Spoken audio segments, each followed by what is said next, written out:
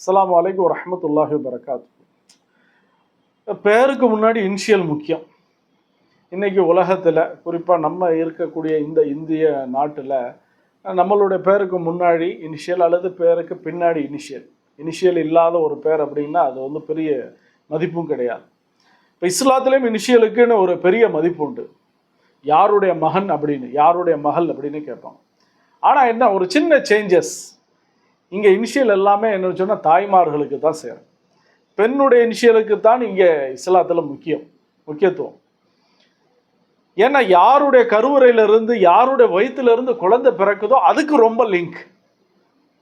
தாயா தகப்பனா அப்படின்னா முதல் 3 வரிசைக்கு ஃபர்ஸ்ட், செகண்ட், தேர்டு இந்த 3 கிரேடும் தாய்க்கு தான் சேரும். 4வது கிரேடு வேணால் தந்தைக்கு சேரும். உம்மக் உம்மக் உம்மக் சும்மா அபாக். நபிஸல்லா சொன்னாங்க, உன்னுடைய தாய் உன்னுடைய தாய் உன்னுடைய தாய், 4வது உன்னுடைய தந்தைனா.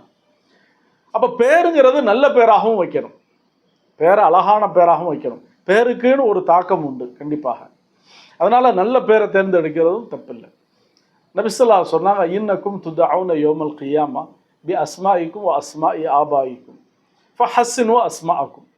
நாளைக்கு கியாமத்து நாளில் உங்களுடைய தாயுடைய பேரெல்லாம் உங்களை அழைப்பாங்க.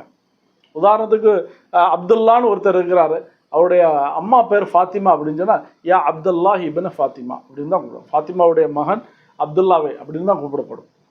அதனால் உங்களுடைய பேர்களை நீங்கள் என்னன்னு சொன்னால் சரியாக வைங்க. இன்னொரு இடத்துல தெளிவாகவே நபிஸல்லா சொன்னாங்க, நாளைக்கு கியாமத்து நாளில் உங்களை எப்படி அழைக்கப்படும்னா பி அஸ்மாஇ உம்மஹாத்திக்கும், உங்களுடைய தாயுடைய பேரை வச்சுத்தான் என்னன்னு சொன்னால் உங்களை கூப்பிடப்படும். அதுதான் உங்களுக்குள்ள அடையாளமே. அங்கே தந்தையுடைய இனிஷியலுக்கு வேல்யூவே கிடையாது. ஏன் உலகத்திலே வேல்யூவும் கிடையாது. தாயுடைய இனிஷியலுக்கு தான் ஆகிரத்தில் வேல்யூ. அதனால் வைக்கக்கூடிய பெயர்களும் நீங்கள் சரியாக வைங்க. அப்படின்னா அழகான பெயர்களை வைங்க.